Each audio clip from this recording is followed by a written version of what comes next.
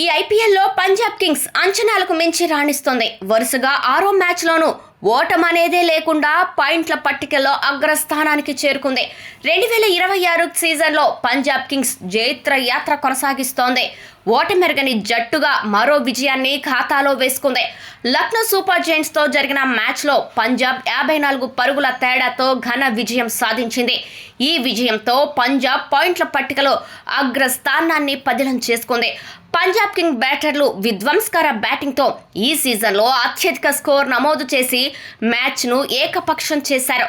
Toss ఓడి బ్యాటింగ్కు దిగిన Punjab Kings నిర్ణీత 20 ఓవర్లలో 7 వికెట్ల నష్టానికి 254 పరుగుల భారీ స్కోర్ చేసింది. ఓపెనర్ ప్రియాంష్ ఆర్య 37 బంతుల్లో 93 పరుగులతో, కూపర్ కానోలీ 46 బంతుల్లో 86 పరుగులు చేసి స్కోర్ బోర్డును పరుగులు పెట్టించారు. 255 పరుగుల కొండంత లక్ష్యంతో బరిలోకి దిగిన లక్నో 20 ఓవర్లలో 5 వికెట్లు కోల్పోయి 200 పరుగులు మాత్రమే చేయగలిగింది. ఈ సీజన్లో ఇది పంజాబ్కు వరుసగా 5వ గెలుపు కాగా లక్నోకు ఇది 3వ ఓటమి. ప్రస్తుతం పంజాబ్ 11 పాయింట్లతో టాప్లో ఉంది. వరుస ఓటమిలతో లక్నో పాయింట్ల పట్టికలో 8వ స్థానానికి పడిపోయింది.